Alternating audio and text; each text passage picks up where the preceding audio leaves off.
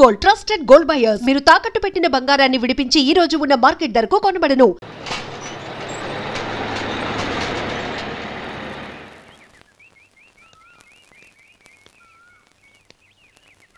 నమస్కారం అయ్యా.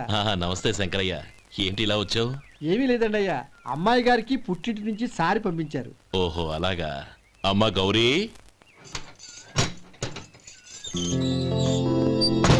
ఏంటి బావగారు పిలిచారు? నమస్కారం అమ్మా. ఏం లేదమ్మా, అయ్యగారు మీకోసం సారి పంపించారు. ఈ లిస్టు ప్రకారం అన్ని సరిగ్గా ఉన్నా లేవో చూసుకోండి.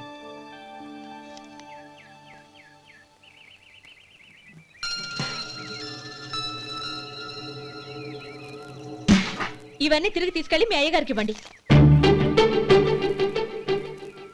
అదేంటమ్మా? దయచేసి ఇంకేం మాట్లాడద్దు, చెప్పింది చేయండి.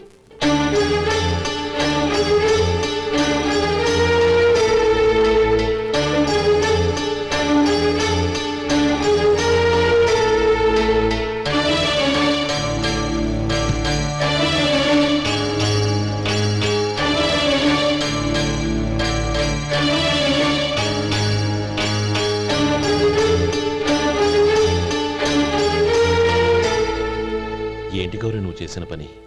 మీ నాన్నగారు అంత ప్రేమగా పంపిస్తే తిరిగి పంపించేశావు. ఆయన ఏమనుకుంటారు? ఏమనుకుంటే నాకేంటండి? ఎవరికైనా ఏదైనా పంపించేటప్పుడు వాళ్ళ స్టేటస్ కి తగ్గట్టుగా పంపించాలి. నాకు పంపించాల్సిన వస్తువులు అవి. ఆ మాత్రం ఇంగిత జ్ఞానం లేకుండా పంపితే నేనెందుకు తీసుకోవాలి?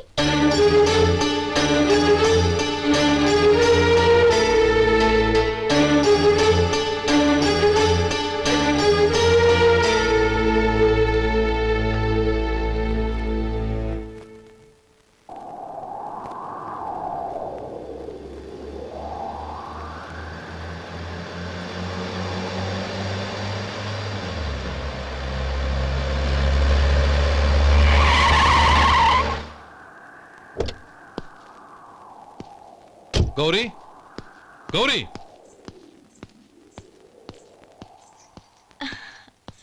రండి నాన్న. ఏంటమ్మా నువ్వు చేసిన పని? నేనేం చేశాను?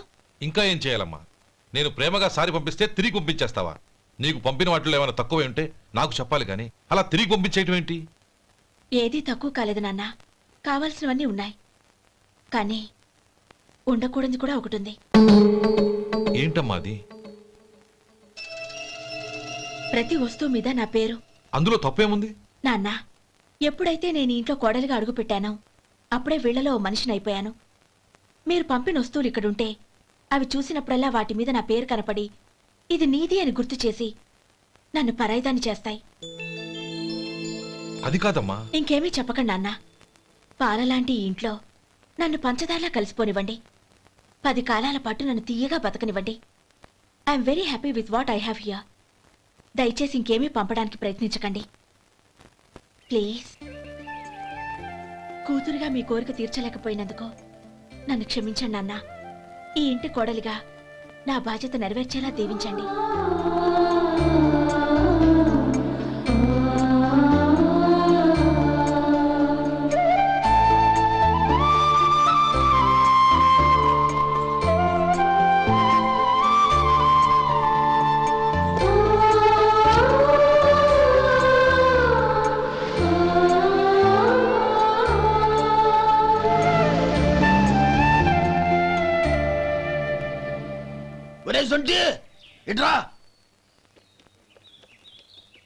ఏంటండి?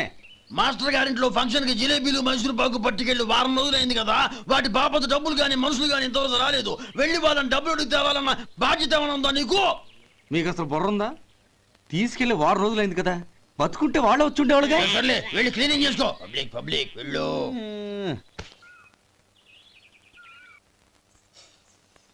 మా అమ్మగారు నన్ను ఆశీర్వదించండి. అయ్యో ఏమిటమ్మా ఇది? శుభమా అంటూ శ్రావణ శుక్రవారం పూట ఎవరైనా సుమంగళికి నమస్కరించి ఆశీర్వాదం తీసుకోవాలి కానీ నా కదమ్మా. మా అమ్మగారు నుదుటిన బొట్టు మెళ్ళో సూత్రం ఉంటేనే సుమంగళి ఎవరు? మనసులో మంగళకరమైన ఆలోచనలున్న వాళ్లే సుమంగళవుతారు. 3 తరాలు చూసిన మీకంటే సుమంగళ ఎవరుంటారు చెప్పండి? మీరొక్కసారి నన్ను దీవిస్తే 100 ఏళ్లు నేను పసుపు కుంకాలతో చల్లగా ఉంటాను. నన్ను ఆశీర్వదించండి.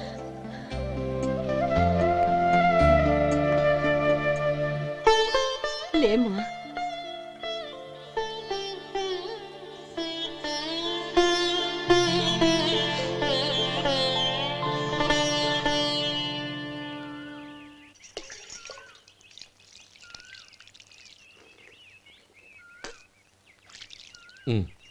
తుడుచుకోండి. గౌరీ వంటలు అదరగొట్టేశావు. థ్యాంక్స్ అండి. రే ఇలాంటి భోజనం తిని చాలా కాలం అయిందిరా. రసం బ్రహ్మాండం. అనయ్య నువ్వు వేసుకున్నావా? వేసుకోవడం ఏంటి, 2 చెంబులు గడగడ తాగిసా. బ్రేవ్ వదినా అన్ని వంటలు అద్దరిపోయాయి.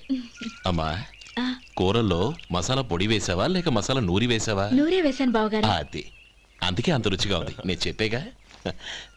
కానివ్వండి.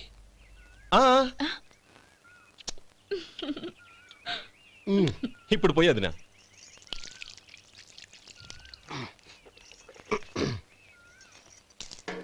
అనయ్య ఏమండి మరిది గారు, నా వంట గురించి మీరేం చెప్పలేదే? దోసకాయ పచ్చడి చాలా బాగుందండి. తన్ని నన్ని తానని నన్ని. థ్యాంక్స్ వదినా. తీసుకోండి.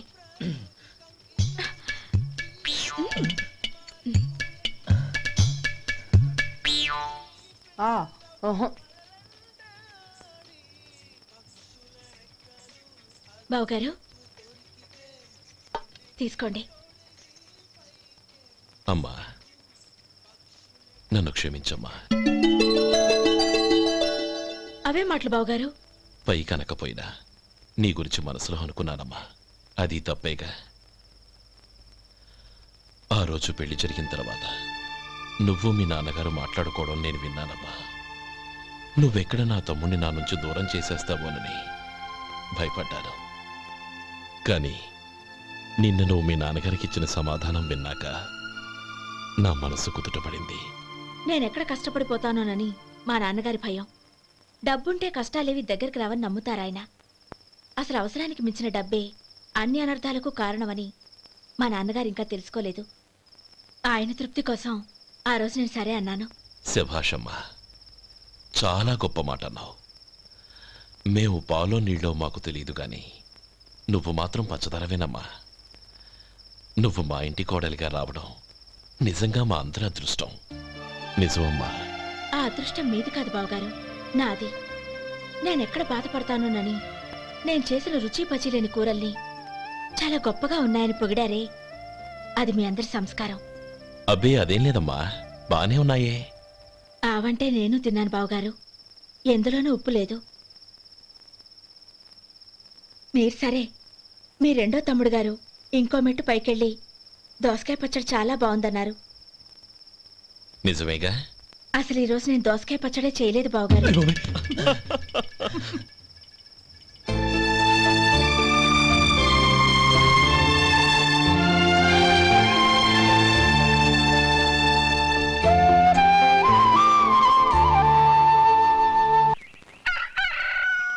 దమ్ము కొట్టి 3 గంటలైంది.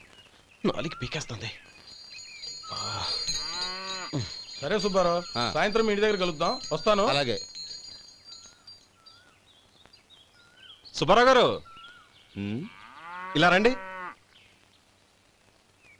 అవును, నా పేరు మీకెలా తెలుసు? మీ పేరు ఒకటే కాదు, మీ గురించి చాలా తెలుసు. చాలా తెలుసా? ఏంటవి?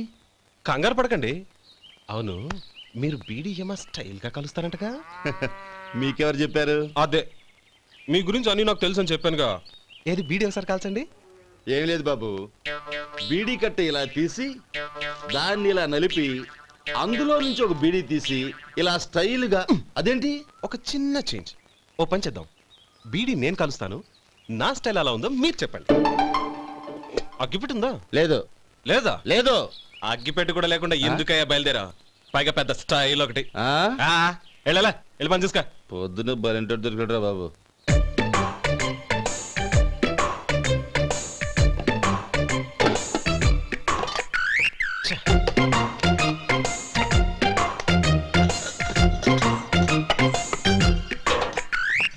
ఏంటి వెతుకుతున్నావు?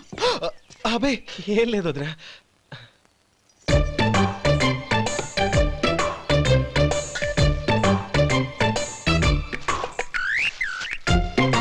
నువ్వు వెతికే దీనికోసమేగా. పర్వాలేదు, తీసుకో. తీసుకో. థ్యాంక్ యూ వదినా.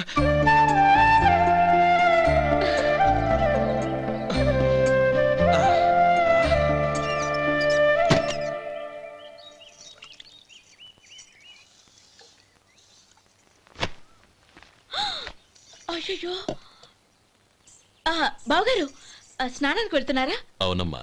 ఒక్క నిమిషం, వేడి నీళ్ళు పెట్టాను, కాగ్గాని పిలుస్తాను. నాకు వేడి నీళ్ళు అవసరం లేదమ్మా, చన్నీళ్ళతో. అది కాదండి, వేడి నీళ్ళు పెట్టేశానుగా, ఒక్క నిమిషంలో రెడీ అయిపోతాయి.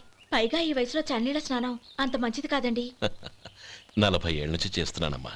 ఈ రోజు నాకు కొత్త ఏంటి? నే చన్ని.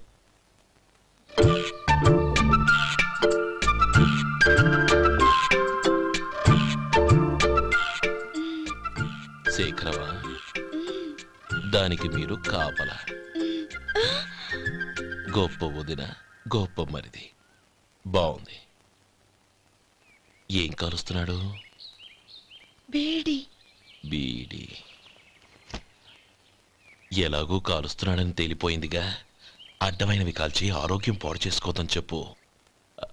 అవేవో దూది పెట్టిన సిగరెట్లు ఉంటాయంటగా, ఫిల్టర్. అవే వాటిని కాల్చమని చెప్పు. ఇదిగో నేను చెప్పినట్టు చెప్పుకో.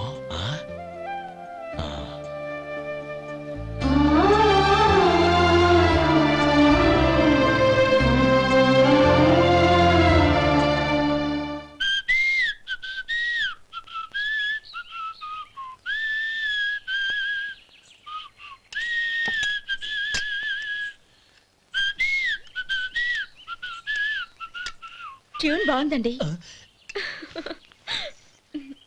కాఫీ తీసుకోండి. అక్కడ పెట్టండి. నేను ఇస్త్రీ చేస్తాను, మీరు జరగండి. పర్లేదు. అది కాదండి, మీరు వెళ్ళి త్వరగా స్నానం చేసి రెడీ అవ్వండి, ఈలోగా నేను చేసి పెడతాను. పర్లేదండి. నా బట్టలు కూడా ఇస్త్రీ చేసుకోవాలి, మీరు వెళ్ళండి. అలాగేనండి. అయ్యో, కాఫీ తీసుకెళ్ళండి. కాలుతుంది, జాగ్రత్త.